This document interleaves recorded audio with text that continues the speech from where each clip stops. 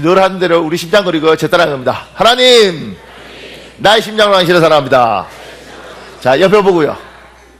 자, 옆에 보시고요. 예수의 심장으로 당신을 축복합니다. 자, 반대편 보고요. 자, 반대편 눈 마주치고요.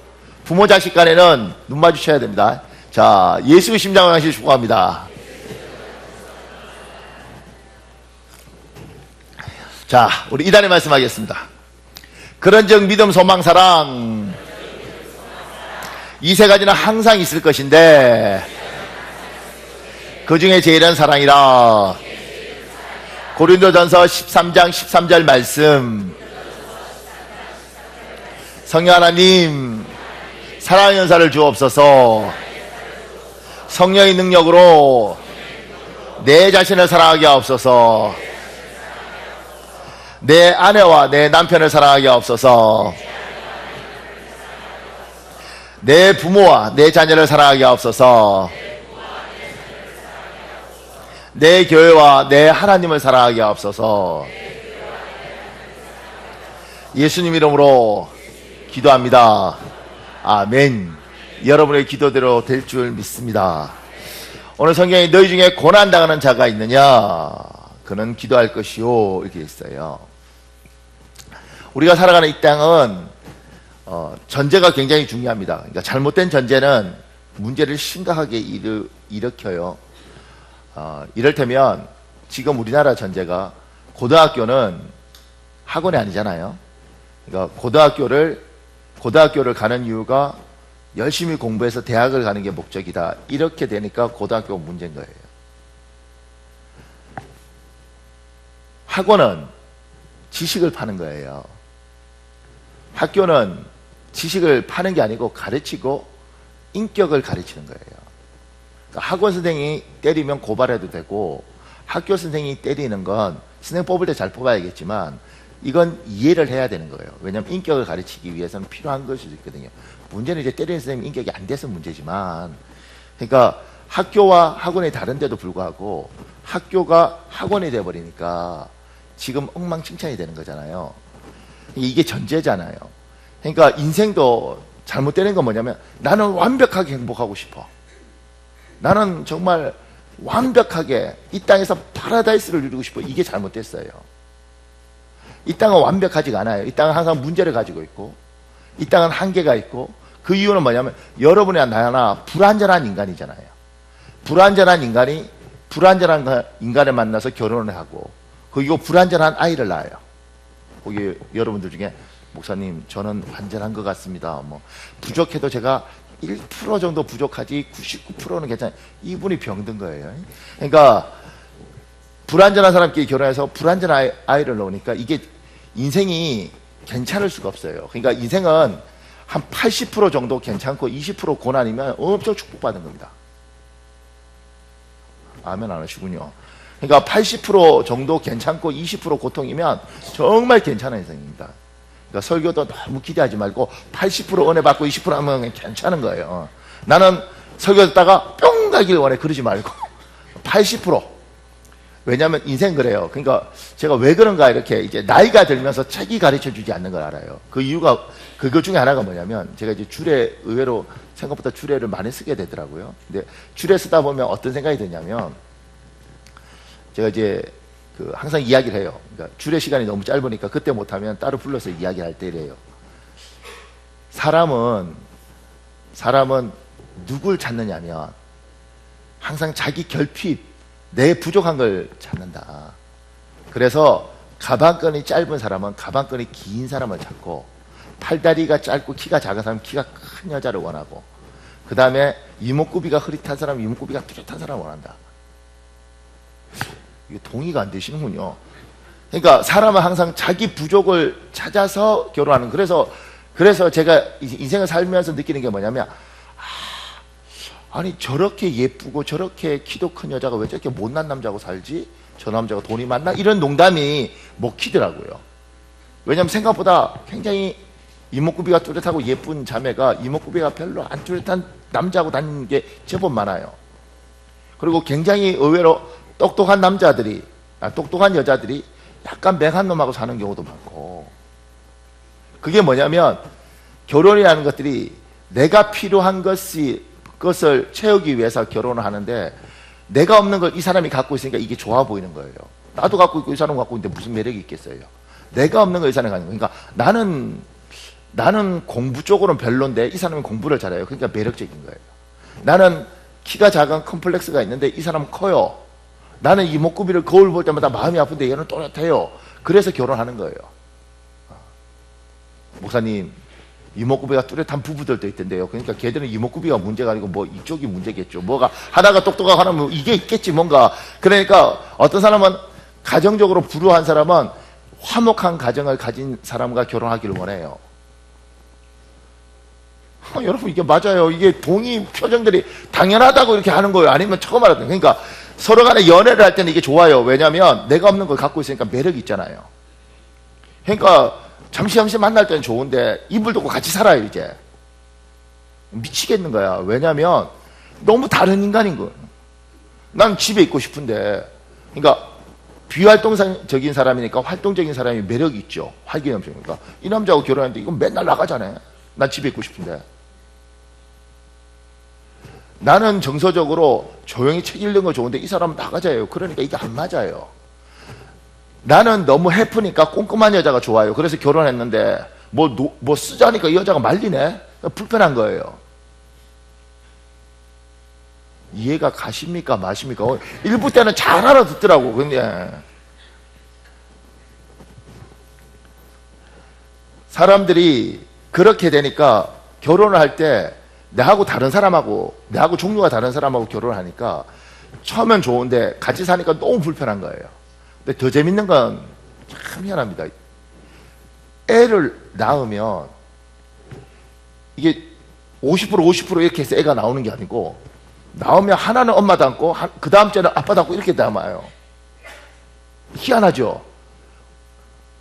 주일로 좀 미안한데 이렇게 뭐 정자 한 2억 개 뭐 중에서 어떻게 그렇게 찾아서 들어가는지 이게 달라. 이렇게 하나 아빠 닮고 하나 엄마 닮고 이런 식으로 해요. 그래서 어떤 집은 7인데 1, 3, 5, 2, 4, 6 이게 다 달라요. 심한 경우는 외모도 달라요. 그런데 1, 3, 5는 이렇게 맞추면 맞아요. 이렇게. 그러니까 이러니까 어떤 문제가 생기냐면, 아버지 입장에서 자기하고 유전자가 똑같은 건 괜찮아요. 그런데 자기 마누라하고 안 맞은 거 불편한 것처럼 애가 있는데 얘가 안 맞는 거예요. 이게 엄마는 얘가 안 맞는 거예요. 그러니까 뭐가 돼요? 서로 부딪힐 수밖에 없는 거예요. 집에. 그러니까 우리 인생이 힘든 거는 처음부터 부딪힐 수밖에 없는 조건들을 가지고 만나서 결혼해서 있는데 이걸 이해를 못하니까 부딪히는 거예요. 그래서 내하고 다른 아이면 불편한 거 아니에요. 내하고 똑같은 아이면 얼마나 좋겠어요. 이건 내가 겪어봤다는 거. 지금 우리 집에도 우리 큰애는 우리 사모를 닮았고요, 둘째는 날 닮았어요. 그래서 둘째는 늘 책을 봐요. 왜 비웃어요? 지금 분들이 진짜라니까. 진짜. 제가 서울교회 있을 때 얼마나 황당했냐면, 우리 큰애는 체력적으로 이렇게 타고났어요. 제가 보니까 이게 운동이 타고난 게 아니고 건강이 타고났어요. 이제. 그런데 그러니까 뭐 하여튼 혼자 구르고 막 뛰고 이렇게 해요. 요만했을 때 서울교회 전도사를 했을 때 얘가 하도 별나니까 교인들이 막 그런 거예요. 아유, 전도사님 닮아서 애가 별나요 이래요. 그럼 내가 아니라고, 나는 어렸을 때 하나였다고 막 이러거든. 그럼 우리 사모가 옆에 있다가, 맞아요, 우리 목사님은, 우리 전도사님은 조용한 사람이고 제가 별났어요. 그럼 교인들이 훌륭한 사모 이래. 이게 사실인데 이게 사실인데 목사님을 해서 자기가 다 뒤집어 쓰는. 아니라고.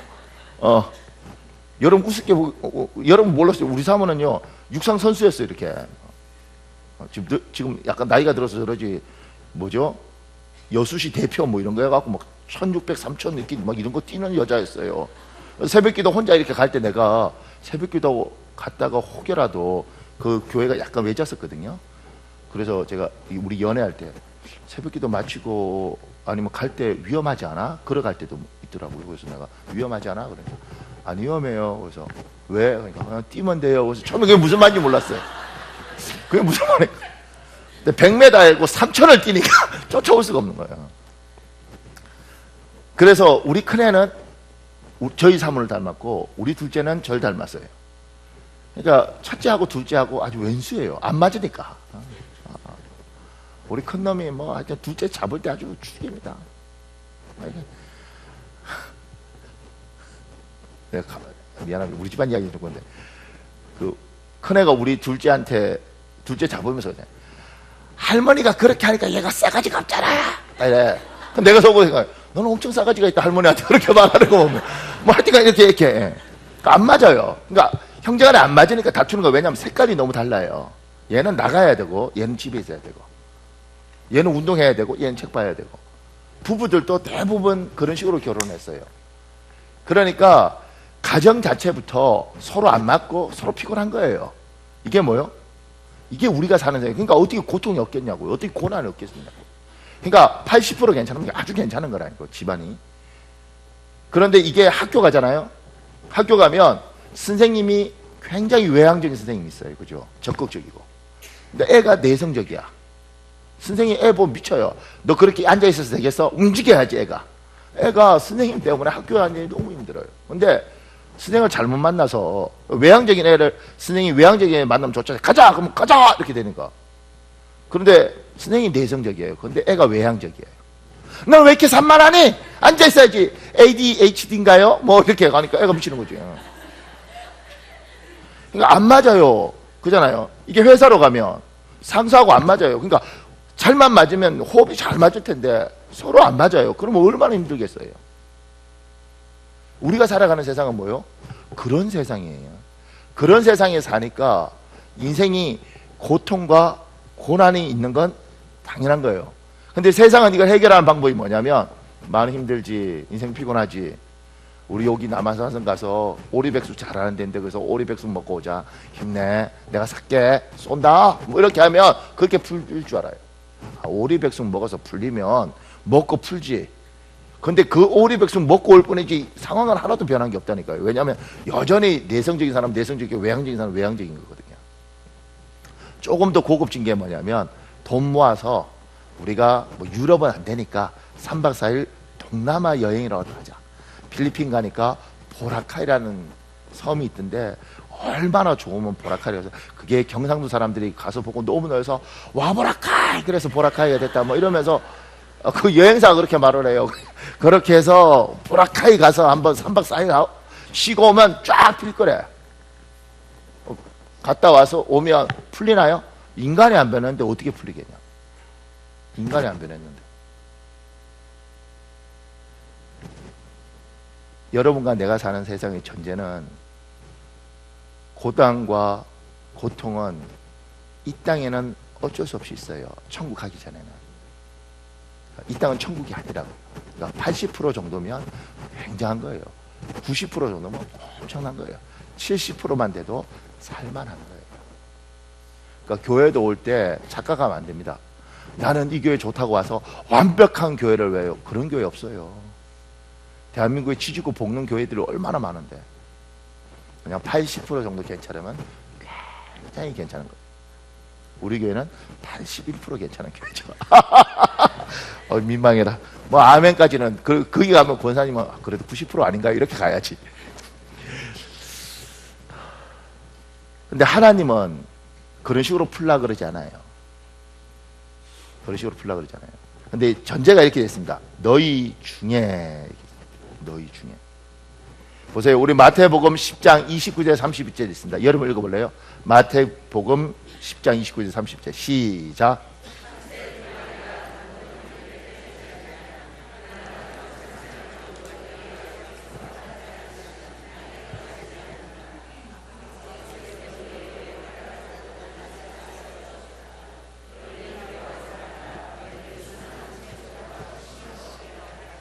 너희 중에 고난을 받는 거. 그러니까 세상 사람들이 고난 받는 거 말고 우리 예수 믿는데 그럼 예수 믿으면 하나님이 주님을 쭉쭉 풀어줘야 될 거 아니에요. 탄탄대로가 돼야 될 거 아니겠어요? 만사 형통해야 되지 않겠어요? 그런데 하나님은 하면 너희 중에 예수 믿는 너희 중에 고난 당하는 자가 있느냐. 우리의 믿음은 어떤 믿음이냐면 오늘 이것처럼 참새가 시장에 팔려도 하나님 허락하지 않으면 안 팔리는 거예요. 하나님이 우리의 머리카락 다 셌다, 머리카락까지 다 세고 머리카락도 땅에 떨어지지 말라면 안 떨어지는 거예요. 하나님의 절대 주권, 주님이 허락하지 않으면 어떤 일이 일어나지 않는다. 이게 여러분과 나의 믿음이에요. 이게 성경이 우리에게 요구하는 믿음이에요. 그러니 세상 사람은 고난 오고 어떻게 돈 뜯기고 사기당하고 어디 가서 한 귀퉁이 두들겨 맞으면 재수 없어서 어쩌다가 황당하게 사고로 이런 식으로 이야기를 하는 거예요. 우리는 어쩌다가 우연히 재수 없어서 황당하게 이게 아니고 우리는 우리에게 일어나는 어떤 불행이든 어떤 요행이든 주님의 절대 주권이 허락을 하기 때문에 일어나는 거라고. 설사 사기를 당한다 할지라도 하나님이 내가 부족해서 사기를 당했겠지만 왜 막아줄 수 있는 걸 허락했느냐는 거예요. 내가 다리가 부러졌는데 부러지는 것이 내가 헛디뎌서 부러졌지만 왜 하나님이 그걸 허락했느냐는 거예요. 요거 설교 잘 들어야 돼요. 잘못하면 하나님이 부러뜨렸다 이렇게 가는데 부러지는 건 우리 잘못이죠. 우리가 헛디뎠으니까. 왜 허락했느냐는 거예요. 사기는 내가 욕심이 있어서 당한 거죠. 그런데 왜 주께서 허락을 했느냐는 거예요. 우리 부부끼리 전쟁을 해서 서로 죽이니 살리니 한 건 우리 성격이 모나서 그렇죠. 그런데 주께서 막아줄 수도 있는데 왜 허락을 했느냐는 거예요.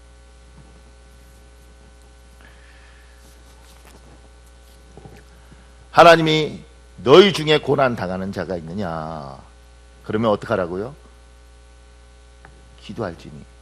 이렇게 안 했어요. 너희 중에 고난 당한 자가 있느냐? 그러니까 교회 청소해라. 그러면 내가 풀어줄게. 너희 중에 고난 당한 자가 있느냐? 그러니까 성경을 백독해라. 그럼 내가 풀어줄게. 그렇게 이야기하지 않고 너희 중에 고난 당하는 자가 있느냐? 기도해라. 제가 여기 이렇게 적어놨습니다. 기도는 부풀어 있던 우리의 마음의 부기를 빼고 마음을 겸손하고 가난하게 합니다. 마태복음 5장 3절에 있습니다. 여러분 읽어보십시오. 시작.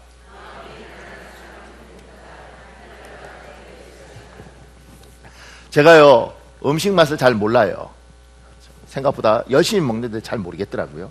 근데 제가 음식 맛을 알 때가 있는데 3일 금식 갖고는 안 되고요.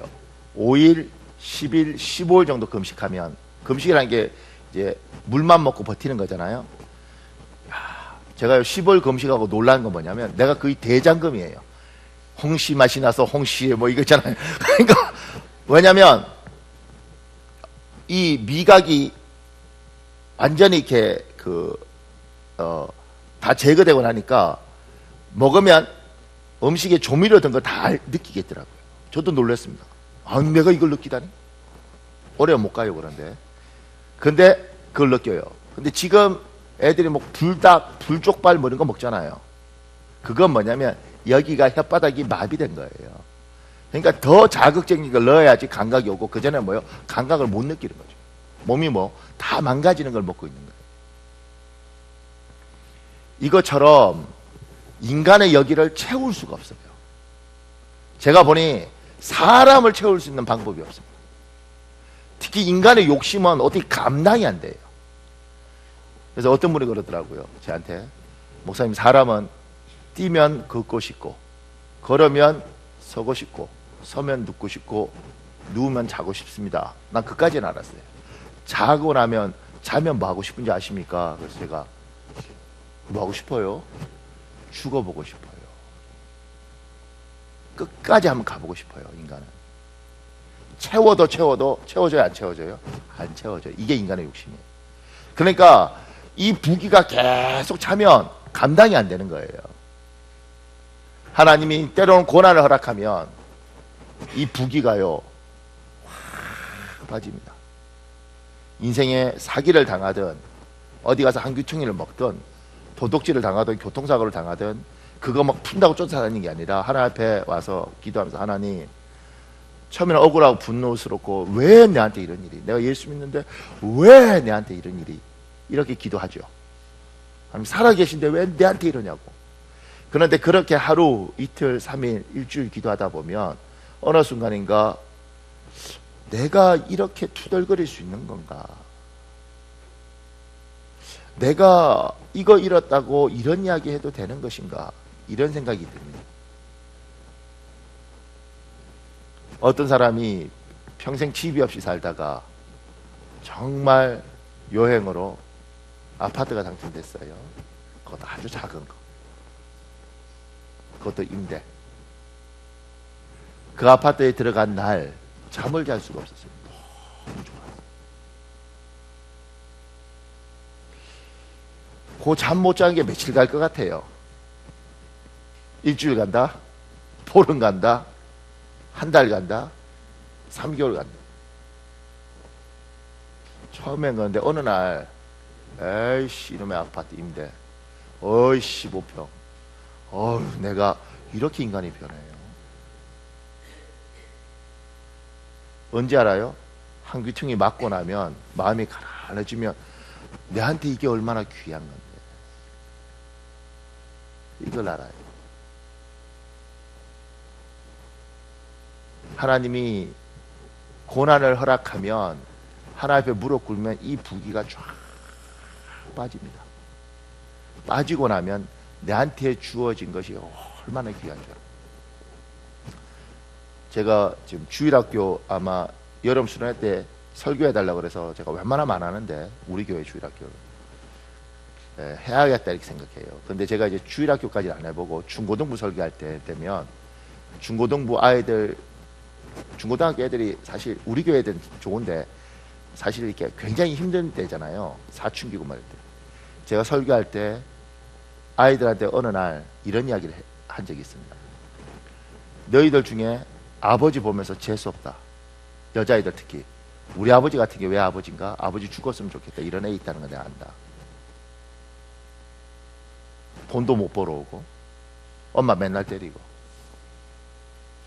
근데 얘들아, 언젠가 너희가 시집갈 때 네가 그렇게 싫어하는 그 아버지가 죽고 큰아버지 손을 잡고 네가 예식장에 들어갈 때 눈물 흘리는 언니를 본 적 있니? 나는 본 적이 있다. 그 언니가 이렇게 말하더라. 아버지가 술주정뱅이든 뭐든 살아서 결혼식장에 내가 오빠 손, 삼촌 손 잡고 들어가는 게 아니고 큰아버지 손 잡고 들어가는 게 아니고 아버지 손 잡고 들어갈 수만 있었으면, 이야기를 내가 들어. 아버지 살아있는 것만 해도 고마운 줄 알아라. 애들이 막 울어요. 한 번도 생각해 본 적이 없죠. 여자분들한테도 그래요. 당신이 정말 자식을 위해서 목숨을 걸고 이렇게 사랑하고 이러는데, 남편 구박해 가면서 내가 저 남자 만나서 내 인생 망쳤는데 내가 새끼를 위해서는 내가 투자를 해서 이 한 여기에 풀리라. 그런데 당신이 그렇게 구박하고 미워하고 때로는 마음속으로 저주하는 그 남편이 죽고 나면 당신이 사랑하는 그 새끼를 위해서 당신이 돈 벌러 가야 된다. 당신이 그렇게 싫어하는 남편이 벌어오는 돈만큼 당신이 벌 것 같으면 살아있는 것만 해도 고마워.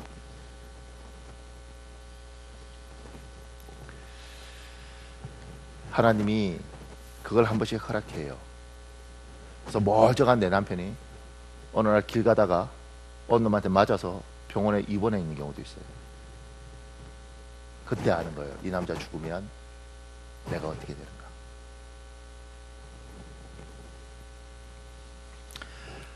두 번째는, 기도는 하나님을 인격적으로 만나지 못한 사람에게 하나님을 만나고 하나님의 능력을 경험하게 합니다. 우리 교회 모태신앙들 많습니다. 근데 제가 모태신앙들한테 늘 듣는 이야기가, 목사님 저는 모태신앙인데 뭐든지 못해요 이래. 자랑인지 욕인지. 근데 그러니까 저같이 중간에 믿은 사람들은 정말 부러워요. 저희는 3대째 믿는 집안에 할아버님께서 북한에서 내려오셔서 같이 교회를 세우시고 뭐 이러면 그 목사 앞에서 우리는 이렇게 돼요. 그런데 하나님을 그렇게 신실히 믿었던 모태신앙이든 뭐든 간에 하나님이 고난을 허락해요. 왜 고난을 허락하냐면 너희 할아버지의 하나님, 너희 어머니의 하나님 말고 나는 너희 하나님이 되고 싶다.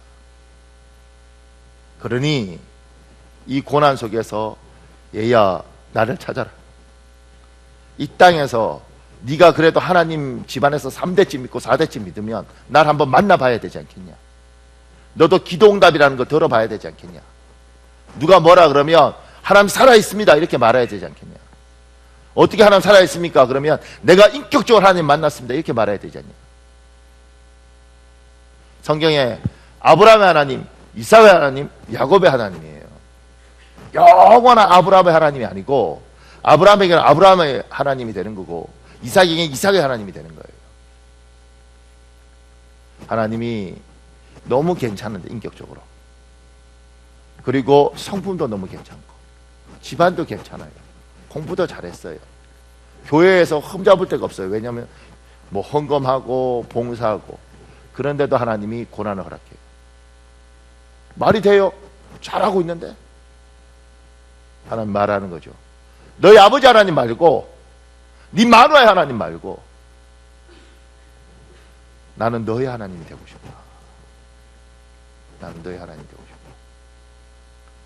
그래서 하나님, 내가 어렸을 때 엄마 뱃속에서부터 교회 다녀서, 그리고 난 예배를 빠진 적이 없고 하나님 앞에 내가 헌금을 빠진 적이 없는데 왜 나한테 이런 고난을 주십니까? 나는 너를 인격적으로 만나고 싶다. 혹시 우리 중에 하나님을 인격적으로 만나지 못한 사람이 있다면 꼭 하나님과 인격적인 만남이, 개인적인 만남이 있기를 예수님으로 축복합니다. 만나셔야 됩니다. 세 번째 이렇게 적어놨습니다. 기도는 나 자신의 신앙을 점검하고 믿음의 지경을 넓히는 계기를 제공합니다. 제가 이제 한비아라는 사람이 쓴 글이 있습니다. 이 글에 유명한 여자잖아요. 배낭 메고 뭐 세계를 돌았다 이런 분인데, 이 사람이 이제 자기의 인생을 두고 고민하다가 하나님 응답을 들은 이야기가 있습니다. 제가 읽어드릴게요. 2007년 9월 짐바브웨로 4개월간 파견 근무로 오게 됐다.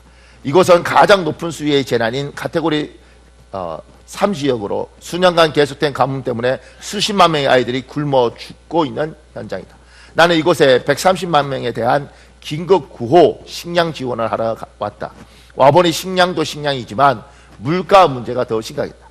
한 사람의 독재자가 국민들을 얼마나 못 살게 굴 수 있는지, 어떻게 나라 전체에 돌이킬 수 없는 해악을 끼치는지 내 눈으로 확인할 수 있었다. 도시 빈민가의 에이즈 말기 환자들을 위한 식량 지원을 나갔을 때는 특히 더 그랬다. 이 프로그램의 대상자는 모두 11,403명. 그런데 놀랍게도 그 가운데 10살 미만이 1,000여 명이고 한두 살짜리 딸을 꼭 껴안고 정성껏 밥을 먹여주는 모습이 짠했는데 이틀 후 다시 찾았을 때는 그 엄마를 볼 수 없었다. 그날 점심을 먹고는 오후에 조용히 눈을 감았다는 거다. 우리가 돕는 에이즈 말기 환자 가운데 이렇게 죽는 사람이 한 달에 300명도 넘는다. 돌보던 사람을 눈앞에서 험하게 떠나보내는 일, 이런 일들은 아무리 여러 번 겪어도 가슴 아프고 도무지 익숙해지지 않는다. 이럴 때마다 하나님이 여기서 내가 뭘 하길 바라시는 걸까? 더욱 애타게 기도하게 된다. 한 번은 설교 도중 목사님이 매일 시간을 정해 성경을 읽고 기도를 하는 사람이 있으면 손들어 보라며, 그런 사람들만이 하나님의 음성을 분명히 들을 수 있다고 했다. 아, 바로 나잖아. 쑥스러워 손을 들지는 않았지만 약간 우쭐해졌다. 그러나 우쭐함도 잠시 내 입에서는 이런 혼잣말이 튀어나왔다. 근데 그 음성이 도대체 언제쯤에나 들린다는 거야. 그러므로 나는 짐바브웨에서 무엇을 어떻게 하면 좋을까 하는 문제와 함께 어떻게 40대를 마무리하고 다가오는 50대를 준비해야 할지를 놓고 매일매일 기도하고 있었다. 50대에도 재난 현장에서 일하고 싶다는 나의 소망이 하나님도 원하시는 바인지 확실히 알고 싶었다. 그러면서도 기도가 부족해서 내가 다 정해놓고 하나님 뜻대로 하세요 하든지 하나님 왜 날 이런 잘못된 길로 인도하셨나요 하며 원망을 퍼붓지는 않을까 걱정되었다. 그래서 그해 첫날부터 제가 무엇을 하오리까 라고 기도 제목을 정해놓고 아침마다 하나님 말씀에 귀를 기울였지만 목소리가 들리지 않아 답답하고 안타까워하고 있었다. 매일 2시간씩 기도로 열심히 하고 성경도 꼬박꼬박 읽는데 하나님은 왜 속 시원하게 말해 주시지 않는 걸까? 왜 이렇게 애를 태우며 뜸을 들이시는 걸까? 이제 그만 말해 주시면 안 되나? 어느덧 4개월간의 파견 근무가 끝나고 짐바브웨에서의 마지막 주일 예배 시간이 왔다. 평소 같으면 강단을 종횡무진 뛰어다니며 할렐루야를 외치고 과장된 몸짓과 목소리로 한껏 예배 분위기를 고양해야 할 목사님이 이상하게도 그날따라 조용했다. 성가대에서도 율동은 자제하고 잔잔한 곡만 부르라고 부탁하면서 오늘은 기도를 좀 해야겠습니다 하는 것이었다. 목사님의 이런 진지한 모습은 낯설었지만 요란하게 설교할 때보다 훨씬 카리스마가 넘치고 멋있었다. 그러고는 예배 3시간 내내 세계 평화를 위해, 아프리카의 가뭄 해가를 위해, 짐바브웨의 위정자들을 위해, 도저히 용서할 수 없는 사람들을 위해, 결혼 생활이니 경제 문제로 어려움을 겪고 있는 이들을 위해 등등 한 제목당 10분 정도씩 조용히 기도하는 시간을 가졌다. 기도도 큰 소리 내지 말고 혼자서 속으로 하라는 주문이었다. 그러길 한두 시간쯤 했을까? 목사님이 느닷없이 다음은 앞으로 10년을 계획하고 있는 사람을 위해 기도하자고 했다. 깜짝 놀랐다. 바로 지난 1년 동안 매일 아침 강구했던 내 기도 제목이 아닌가? 더욱 놀라운 건 그 다음 말이었다. 영원아, 짐바브웨 현지어가 모국어가 아닌 사람을 속 시원하게 자기 모국어로 기도하십시오. 목사님이 나를 염두에 두고 이 말을 했을 니는 없었다. 내가 유일한 외국인이 했지만 예배 시작 시간에 딱 맞추어 갔다가 끝나면 제일 먼저 나왔기 때문에 목사님은 내 존재 자체도 알 리가 없었다. 혹 다른 사람들이 말해줘서 알고 있었다고 해도 그날은 불도 켜 있지 않은 깜깜한 2층 구석에 박혀 있었기 때문에 무대에서 내가 보일 리가 없었다. 놀란 마음을 진정시키며 평소처럼 내가 무슨 일을 하길 바라시는지 알고 싶다며 간절히 기도를 하고 있는데 아무 이유 없이 굵은 눈물방울이 뺨으로 뚝 떨어졌다. 그 순간 가슴이 불덩이처럼 뜨거워지면서 어떤 목소리가 톡하게 들렸다. 가서 그들의 눈물을 닦아 주어라. 아, 드디어 마침내 침묵하시던 하나님이 내게 말씀해 주셨다. 놀랍기도 하고 벅차기도 하고 황송하기도 했다. 하나님이 원하시는 건 바로 이것이었구나. 가서 그들의 눈물을 닦아주는 것이 내가 지금 짐바브웨에서 할 일이고 앞으로 10년간 해야 할 일인 것이다. 앞으로 어디에 가서 누구의 눈물을 닦아주라시는 건지는 잘 모르겠지만 지금 여기서 할 일은 분명하다. 끼니를 굶고 학교에 가는 자식들을 보며 마음속으로 흘리는 엄마의 눈물을 닦아주는 일, 에이즈로 죽어간 20살 엄마처럼 병들어 오갈 데 없는 사람이 생애 마지막 음식을 먹으며 흘리는 눈물을 닦아주는 일, 그리고 엄마를 잃고 혼자 남은 2살짜리 어린 딸의 눈물을 닦아주는 일이다. 벅찬 가슴으로 나는 하나님께 대답했다. 하나님 감사합니다. 그 말씀 순종하겠습니다. 이 사람도 지금 아이들 굶어 죽어가고 있는 이 가운데 인간이 견디기가 어려운 거예요. 사고가. 그러니 하나님 앞에 이 아프리카 교회를 갈 수밖에 없고 가서 기도하는 가운데 하나님 나 어떻게 살아요? 앞으로 어떻게 해요? 하나님께서 이 사람에게 앞으로 어떻게 살지, 앞으로 어느 길을 가야 될지를 말씀하시는 거죠. 그러니까 여러분, 고난이 오면 기도를 하면 하나님이 내 생각과 내 지경과 내 그릇 자체를 바꿔줘요. 저와 같이 공부했던 목사님 중에 인도 선교사가 있습니다. 한국 사람인데 코스염을 멋지게 기른 인도 선교사예요. 이 사람 순복음교회, 그러니까 여의도 순복음교회라는 교회에 후원을 받아서 인도 사역을 하는 선교사였는데 이 사람이 이제 어느 날 그런 이야기를 하는 거예요. 우리한테 뭐라고 이야기하냐면 같이 이야기하다가 자기가 인도 선교사를 갔다는 거예요. 인도 선교사를 갔는데 인도 선교사로 가서 예배를 이렇게 드리는데 어느 날 자매 하나가 교회에 예배 드리고 왔다는 거예요. 근데 인도는 이렇게 카스트 제도가 있어서 화장실 청소하는 거를 하는 계급, 그 다음에 식당 바닥을 청소하는 계급, 이게 구분이 돼서 식당 계급 청소하는 사람, 화장실 청소하는 사람, 식당 여기 이렇게 청소 못 하잖아요. 신분 차별이 뚜렷하거든요, 거기는. 그러니까 그 식모살이를 하는 자매가 이제 신분이 낮은 자매가 교회에 온 거예요. 교회에 왔는데 예배 때 제일 앞에 앉았는데 이 자매가 예배만 시작하면 졸기를 시작하는데 민망할 줄 알면 막 이렇게 조는 거예요. 목사님 얼마나 힘들겠어요. 왜 힘드냐면 그 나라는 날씨가 세 종류라는 거죠. 더운 날씨, 아주 더운 날씨, 미치도록 더운 날씨. 에어컨도 없고 선풍기 틀어놓고 있는데 이 더운 날씨, 아주 더운 날씨도 하는데 미치도록 더운 날씨에 이렇게 졸고 있으면 설교하는데 막 땀 나고 힘든데 졸고 있으니까 얼마나 피곤하겠어요. 그리고 이제 인도가 좀 영적으로 험악한다는데, 근데 이게 한두 번이 아니고 예배만 하면 이렇게 조는 거예요.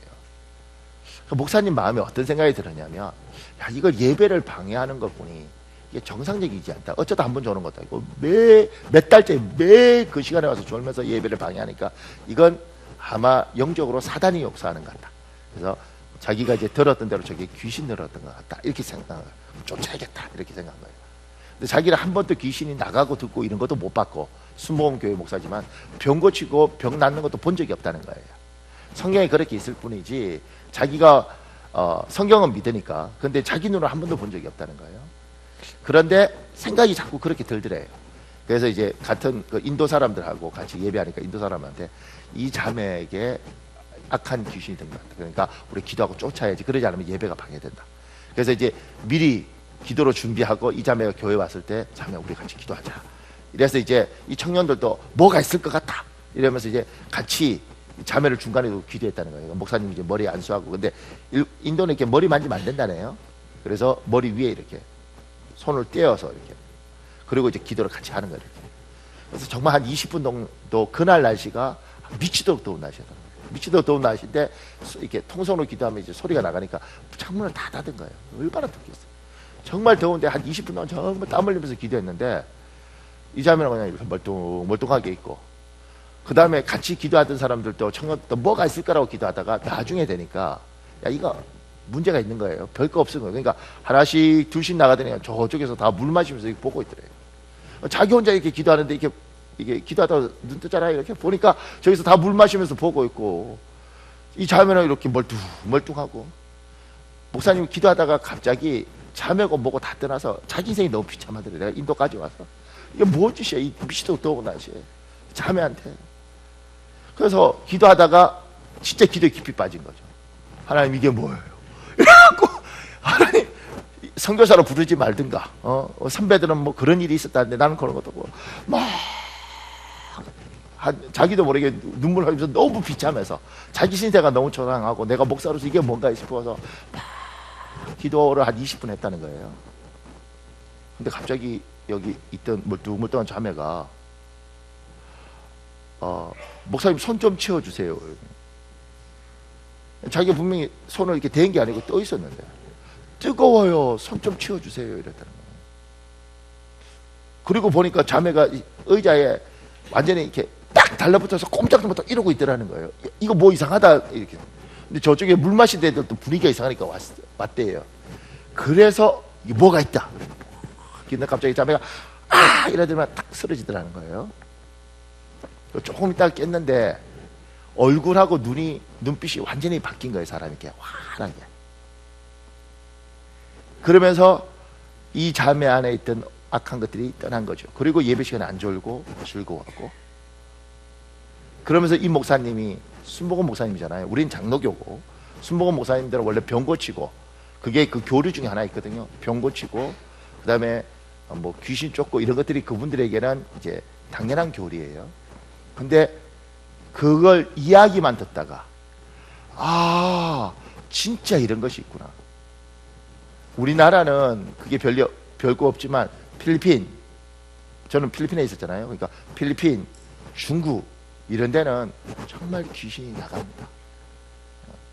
정말 귀신 든 사람이 귀신 든 짓을 해요. 여러분이 안 믿기겠지만 그럼 단기 선교를 가세요.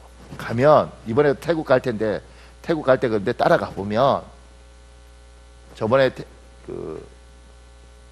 작년에 태국 단기 선교팀 태국 갔다가 그 길을 왜 가냐고, 뭐 부처님이 뭐지 뼈가 그거 있는데 그거 올라갔다네. 올라가니까 죽죠. 왜냐하면 영적인 세력들이 있는데 그게 다 눌려갖고 머리 찌끈찌끈 아프고 뭐 팔다리 쑤시고 이런다고요. 그걸 겪어봐야, 기어이 가서 겪어보고 다 눌려갖고 막 이렇게 그러고 난 이후에 야 이건 아니다 이렇게 가보면 압니다. 가보면 사람들은 관광하러 그 미얀마 그쪽에 트라이앵글 삼각 지역 있지 않습니까? 마약하고 뭐 인신매매하고 뭐 이렇게. 그런데 그거 그냥 뭐 관광은 돌아요. 근데 우리 여러분처럼 기독교인들 이렇게 영적인 기도하는 사람들은 거기 가면 죽습니다. 막 구역질 나고. 영적으로 더러운 건 더러운 거예요. 그러니까 여기서 내가 못 봤다고 귀신이 없는 게 아니에요. 나도 열심히 공부했고 나도 학이 많아요. 그죠? 그러니까 내가 바보가 아니라고요. 근데 실제로 그런 일들이 있어요. 겪어보면 인정을 하게 돼요. 아, 한국이란 요 사회에 있어서 그렇지 실제로 외국에 가면 특히 필리핀 이런 데 가면요, 그 사람 죽고 나면 걔들 밤새 뭐 이렇게 뭐 이상한 짓 하거든요. 가보면요 영적으로 이렇게 확 하는 게 있습니다. 그러니까 너무 궁금하면 가보십시오. 가서 그러니까 이 목사님이 이제 그런 걸 느낀 거죠. 그러니까 하나님이 우리에게 고난을 주면 그 고난을 통해서 뭐요? 영적으로 지경이 넓어집니다. 또 하나는 제가 여기 적어놨습니다.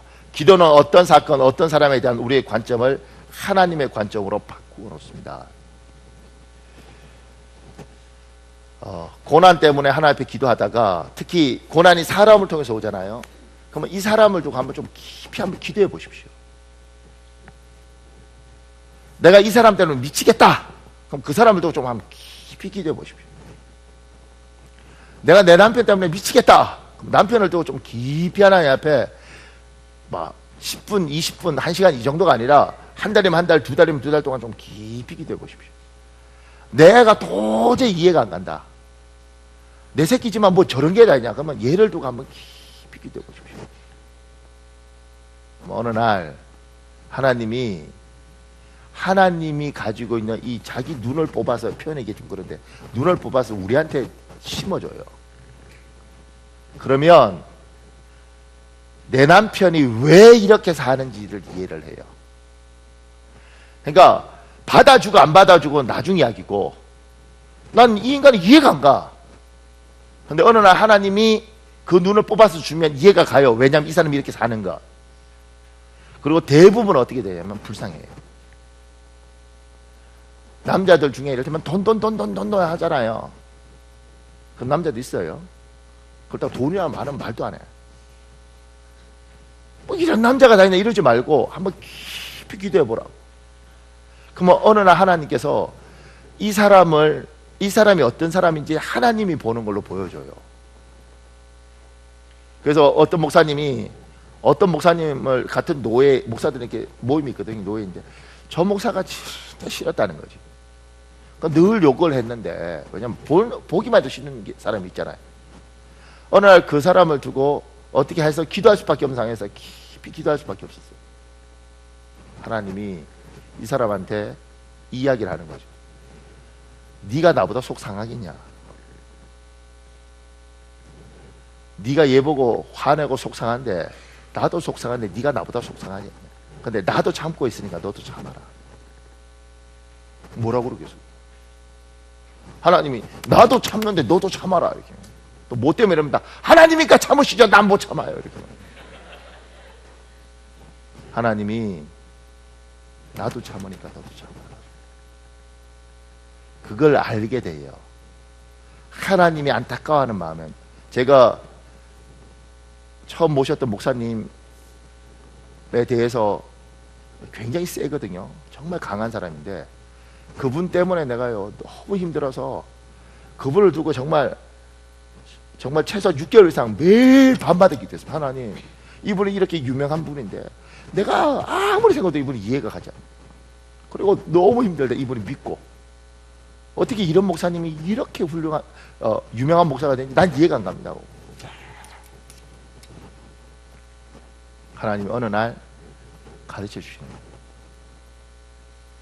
그리고 그날 이후에 하나님이 이분을 정말 사랑하시고 마음 아파서요. 그러면서 이렇게 말해요. 내가 얘를 사랑하고 얘도 나를 사랑한다. 얘가 그릇이 이것밖에 안 되는 것을 나는 마음 아프다. 내가 마음 아픈데 네가 욕을 하면 내 가슴은 찢어져. 그냥 축복하고 사랑해줘라. 네보다 대선배고 더 큰 교회고 훌륭한 목사님이지만 너는 사랑해줘라. 그때부터요. 우리 요일이 그때 어렸는데요. 우리 요일이 보고 목사님 지나가면 목사님 사랑합니다 이랬어요. 보통은 그분 앞에 가서 밥 먹으면 반치하거든요. 무서워서. 우리 부목사들이 나 죽이려고 그랬어요. 아, 뭐하는 새끼. 치사한. 근데 사랑합니다. 왜 그러냐면 어느 날 너무 불쌍하신 거예요. 주위에 아무런 친구도 없고, 그리고 그 인생이 너무 외롭고, 이 사람에게는 하나님 외에는 인생이 없었어요. 하나님을 너무 사랑하는데 인간에 대한 이해가 너무 떨어지는 거죠. 하나님이 제가 참으로 나를 사랑한다. 제가 인간에 대한 부족함을 나도 마음 아프다. 근데 내가 마음이 아픈데 네가 얘를 비난하는 순간 내 가슴이 찢어집니다. 내가 얘를 품고 사랑하면 너도 사랑해줘. 그때부터 사랑한다고 그래요. 그래서 외국 가서도요, 전화 늘 드렸어요. 지금 오늘 스승의 날인가요? 오늘도 지금 전화할까 하니까 지금 굉장히 피곤해요. 이미 스트레스를 막 받아요. 왜냐면 전화하면 목사님 그러면 박현욱입니다. 그래 박 목사. 왜? 예, 스승의 날 전화했습니다. 그래 잘 지내지? 예. 왜? 예. 그래 뭐 예, 다음에 전화드리겠습니다. 예. 제가 필리핀에 있든 중국에 있든 늘 전화드렸거든요. 스승에 대해서 예의를 갖춰야 된다. 목사님 필리핀입니다. 그래 공부하지. 왜? 예. 예, 추석이라서. 그래 추석. 다음에 또 전화해서 불편해서 죽겠어요. 근데 하나님의 마음을 아니까 그 다음부터 괜찮아지더라고요. 근데 제가 이렇게 묻고 싶어요. 내 새끼가 도저히 이해가 안 가요. 한번 깊이 기도해보라니. 내 마누라가 도저히 이해가 안 가요. 한번 깊이 기도해보라니. 우리 교회는 제가 참 고마운 게, 우리 교회는 여자 집사가 먼저 믿고 남편이 교회 오는 케이스가 많아요. 그러다가 놀라운 건 뭐냐면 남자가 믿음이 더 좋아지는 케이스도 많아요. 그런데 여자 집사가 믿고 남자가 오는 경우가 있는데, 이 여자 집사들이 보통 특징이 뭐냐면 저한테 이렇게 말을 해요. 목사님, 제가 하나님을 만나고 우리 남편을 위해서 기도하는데 어느 날 눈에 눈물이 나고 남편을 보니까 너무 마음이 아프고 심지어 귀엽더래. 별로 보니까 안 귀엽거든. 그래서 오늘 일부에 왔다 간 사람도 제가 저번 주 주일날이 저번 주에 만나서 제가 물었습니다. 당신은 하나님 있다고 믿느냐? 잘 모르겠대요. 못 만났으니까 자기는. 그러니까 하나님이 있는지 없는지 자기는 잘 모르겠다는 거예요. 그러니까 우리 교회 와서 예배 드리고 이건 좋다는 거예요. 설교 듣고 깨닫는 것도 많고. 하나님이 있는지 없는지 잘 모르겠다는 거죠. 그러니까 하나님을 당신의 하나님으로, 예수 그리스도를 당신의 하나님으로 받아들이겠습니까? 그러면 이 사람은 예스라고 못하는 거예요. 왜냐하면 자기 하나님 있는지 없는지 정확히 모르니까. 제가 이랬어요. 정말 그 부인이 고생 많이 했거든요. 당신 부인 김 집사의 하나님이 있다는 건 믿느냐? 이렇게 내가 물었어요. 뭐라고 하는지 아세요? 나는 못 만났지만 나는 우리 부인의 하나님이 있다는 걸 난 믿는다는 거예요. 왜냐하면 하나님이 없으면 안 살았어. 술 먹고 2시에 전화해서 태우러 와. 그러면 태우러 오고 뭐. 간설계 다 빼주고 살았어요. 내가 보니까 그래요. 그리고 남편 불쌍하다고 막 울고. 예수 믿기 전에는 남편 죽이고 싶어 했거든요. 진짜요.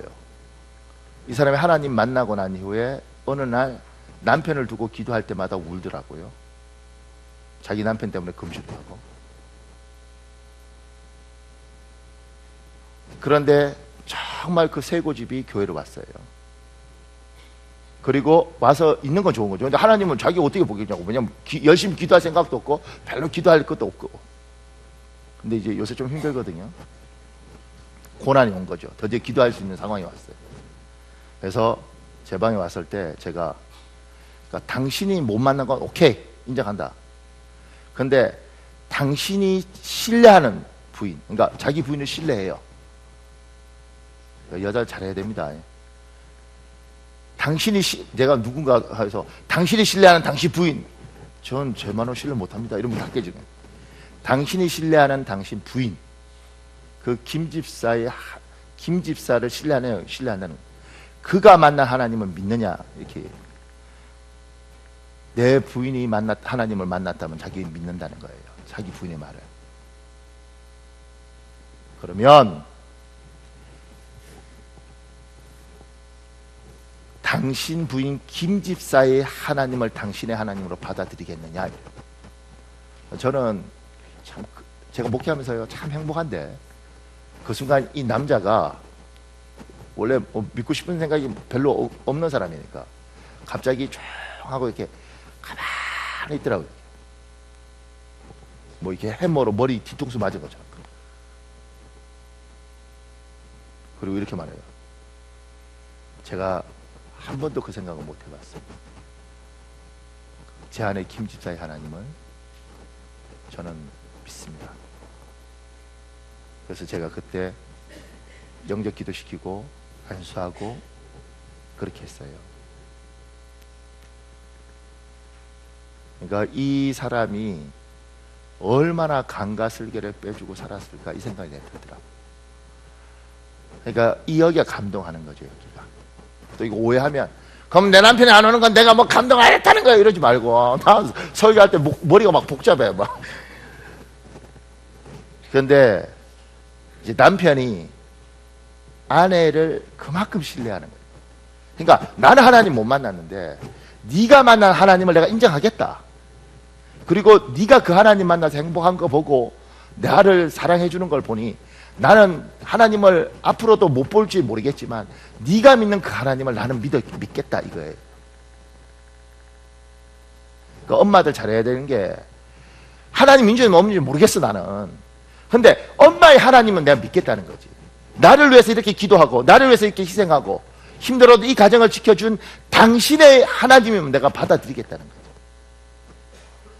내가 하나님 인지 없는지 모르겠고 아버지 같은 사람, 아버지의 하나님이면 내가 믿겠다는 거예요.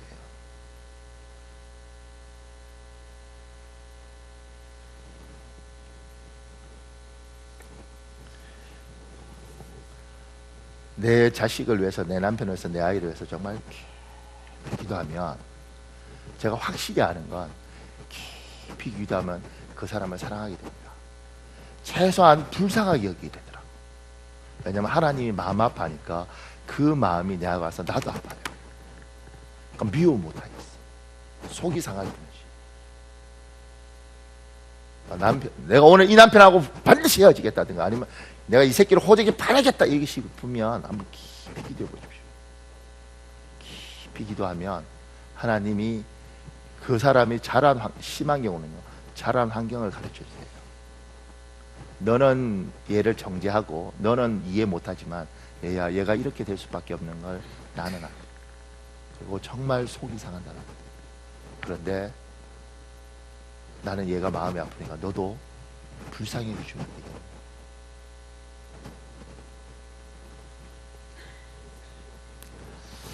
자, 고난당한 자가 이런 과정들을 다 거쳐서 즐거워할 수 있죠. 우리 교회에 뭐 또 행복한 사람도 많은데, 즐거워하는 자가 있느냐? 그는 뭐요? 찬송할지니. 즐거워한다 그럴 때 이게 야고보서 1장 17절에 있습니다. 여러분 읽으십시오. 시작.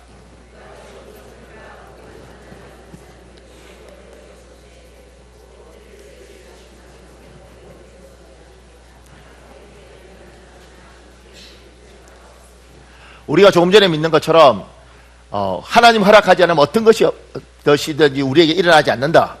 우연히 어쩌다가 황당하게 재수없게, 우리는 그런 거 없습니다. 하나님 절대 주권 안 해. 또 하나는 우리는 어떤 믿음이 있느냐면 모든 선한 것, 모든 좋은 건 하나님으로부터 왔다, 이렇게 믿어요. 그래서 우리는 의수를 부정하지 않아요. 왜냐하면 선하고 좋은 것이니까 하나님으로부터 왔다고 믿는 거예요. 그리고 그 좋은 일이 있을 때 어떻게 하냐면 그는 뭐요? 찬송할지니. 이건 노래하라는 게 아닙니다. 찬송하라는 겁니다. 노래는 내 혼자 즐거워서 두만강 푸른 물에 이렇게 부르는 거고, 찬송은 대상이 있습니다. 내가 하나님 앞에서 하나님 앞에 찬송하는 거예요. 이제 내가 살아도 주 위에 살고, 이것도 그냥 내가 부르는 것 같지만 하나님 앞에서 부르는 겁니다. 이게 뭐예요? 이게 찬송이에요. 대상이 있어요. 즐거워할 때 그냥 내 혼자 기뻐하는 게 하나님 앞에서 기뻐하는 거예요. 둘째는 제가 이렇게 적어놨습니다. 입술로 하나님을 높이고 하나님의 일하심을 자랑하는 것도 찬송입니다. 하나님을 찬송하라, 기쁠 때는 즐거워하는 것이 아니라 입술로 하나님의 일하심에 대해서 높이는 거예요. 인정하는 거예요. 그러니까 우리 교회 하나님 앞에 은혜 받은 사람 많잖아요. 자랑과 간증은 다른 것이, 자랑은 나를 드러내는 겁니다. 나를. 하나님이 일하더라. 왜냐면 내가 하루에 8시간씩 기도했거든. 8시간씩 기도하면 역사가 일어나. 이렇게 하는 건 자랑이고,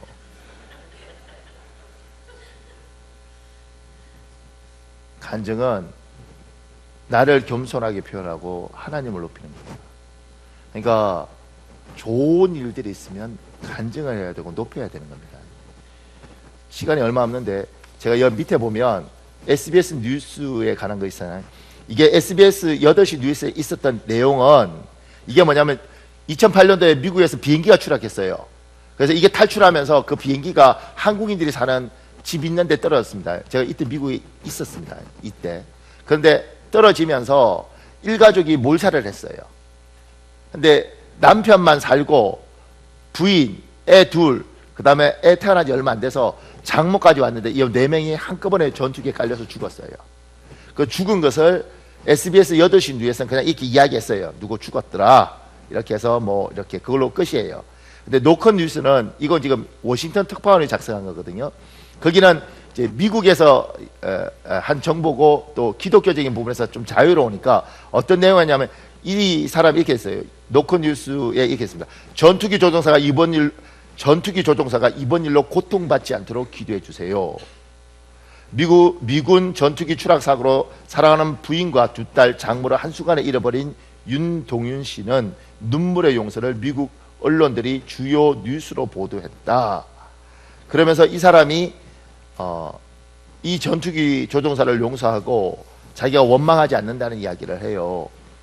그리고 사실 굉장히 괴로워합니다. 그래서 이 기사가 굉장히 유명해요. 그러니까 이런 일들이 지금 SBS를 왜 붙여놨냐면, 여기가 뭐 숨기려고 그러는 것이 아니라 하나님 앞에서 참 좋은 일들, 하나님의 사람들의 선한 일들은 다 빼고 객관적이라는 이름 하에, 종교는 편파적이면 안 된다는 이유 하에 다 빼요. 그리고 사이비 목사는 목사가 아니잖아요. 심지어 통일교도 목사라고 부르거든요. 문선명 목사 이렇게 불러요. 그 사람들이 잘못하는 건 다 목사로 붙여요. 그러니까 기독교가 참 나쁜 사람들이 되어 있는 세상에 우리가 살고 있습니다. 국회의원의 3분의 1이 기독교인인데 기독교가 나쁘면 나라가 어떻게 되겠어요? 근데 여러분과 내가 분명히 해야 될 것은, 우리의 입술을 들어서 하나님이 살아있음에 대한 이야기를 하고 하나님의 선하신 역사에 대해서 세상이 말하지 않죠. 세상은 숨기죠. 그럼 우리는 이야기를 하는 겁니다. 그러니까 식당 가서 이야기할 때 어느 집사 안 보이더라. 저번에 아파트 샀는데 2천만 원 떨어져서 시험 떠서 교회 안 오더라. 이랬단 이야기 하지 말고, 이건 예를 든 거예요. 실제 그런 게 아니고, 저기서 같은 이야기 하더라도 하나님이 어떻게 일하셨는지, 하나님의 영광을 드러내는 이야기를 할 때는 남이 욕하면 욕 들으세요. 왜냐하면 하나님이 어떻게 하셨는지. 제가요, 이번에 그 금요일날 선교사님 오셨잖아요. 선교사님 왔는데 그 홍경환 선교사, 이 사람이 할아버지 때부터 이렇게 와서 이 집안이 참 귀해요. 그런데 어떤 일들이 있었냐면, 제가 그 작년에 태국에 있을 때 둘이 이제 신학교, 태국 목사들 이렇게 재교육시키는 학교 만드는 거 갖고 이야기를 했거든요. 그런 이야기 할 때 이분이 그랬더라고요. 뭐라고 이야기하면, 이게 지금 팔로에라는 데가 있는데 거기 고쳐주고 이렇게 하면 한 5천만 원에서 7천만 원 정도 들어갈 것 같은데 그걸 고치고 이렇게 하면 되지 않을까. 근데 누가 5천만 원이나 7천만 원 누가 주겠어요? 이렇게 이야기를 했어요. 그 이야기할 때 그 다음날 우리가 같이 이야기할 때 전화가 왔어요. 그 어머님이 집을 팔고 뭐 이랬는데, 그래서 서울에 있다가 집을 팔고 가면서 이제 인천으로 가면서 5천만 원을 성교비를 헌금한 거예요. 그러니까 둘이 이야기하는데 5천만 원이나만 있으면 어떻게 해보겠다 그랬는데 이렇게 된 거죠. 그리고 이 집 딸이 그 태국에 살았거든요. 딸 둘인데 그 선교지에 애들이 오면 단기 선교팀 오면 따라다니면서 노래 부르고 그랬어요. 근데 얘가 이제 고등학교 3학년에 대해서 대학 갈 때 태국으로 갈 거냐 한국으로 갈 거냐 그래서 한국 가고 싶다. 뭐 하고 싶냐? 음악 하고 싶다. 그래서 한국 와서 4개월만 공부하고 서울대 음대 들어갔어요. 안 놀라시죠? 서울대 음대는 예중 예고 나와도 못 들어가잖아요. 그러니까 하나님이 준 게 너무 많아요. 하나님 이 사람을 위로하시고, 이 사람이 쓰나미가 일어난 그 푸켓인가 거기서 싹 다 쓸었을 때 거기서 이 사람이 교회하면서 쓸려 나간 거 다 정리한 사람이란 말이에요. 근데 제가 그 이야기하라고 불러놨는데 성경만 이야기하는 거예요.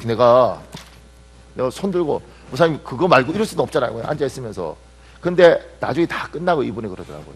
목사님, 내가 오늘 와서 느낀 게 참 많은데 자기 이야기를 평생 이런 데서 해본 적이 없다는 거죠. 왜냐하면 우리는 원래 설교학 배울 때 자기 이야기 하면 안 되거든요. 성경만 이야기하세요. 성경만 이렇게. 그래서 그분이 그런 거예요. 은유법으로 이렇게 하니까 우리 다 피곤하지 이게 막. 우리 철학 그렇게 안 드리는데. 그러니까 설교를 할 때 성경 본문만 이야기하라고 이야기하는 것은 하나님 말씀에 벗어나지 말라고 이야기하는 거지. 하나님이 역사했었던 놀라운 일들에 대해서는 떠버리고 자랑하고 그분을 높여야지. 왜 그분이 한 그 모든 일들을 입을 다물게 만드냐? 프라이버시예요. 프라이버시는 자기가 지키고 싶을 때 지키는 것이고, 하나님이 일하셨던 이야기들을 하죠. 저도 이 선교사님 만나서 이야기할 때 우리 교회 이야기해요. 하나님이 어떻게 일했는지. 그래서 많은 선교사가 내하고 이야기하면 자기 이야기해야 되는데 한 2시간 내 이야기 듣다가 괴로워해요. 목사님 보통 선교사가 오면 자기 이야기하는데 목사님 항상 왜 자기 교회 이야기를 하시냐고. 좋지 않아요? 그러면 은혜는 됩니다 이래요. 하나님이 일하신 이야기, 하나님 역사하신 우리 교회 많잖아요. 사실 지금 고생한 사람도 많고 고생 가운데 하나님 일하신 것도 많고. 왜 입을 다무냐고. 나를 드러내지 말고 하나님이 일하신 것, 하나님 역사하신 것, 그분을 높이면 저 사람이 들으면서 그래 하나님 살아계시구나. 성경에 있는 하나님 지금도 이렇게 역사하시구나. 병난 사람도 많잖아요. 입을 다물어. 근데 그만큼 인터넷에 좀 올리고 나도 좀 뜨자 그러는데 혼자 조용히 많이 나은 것 같습니다.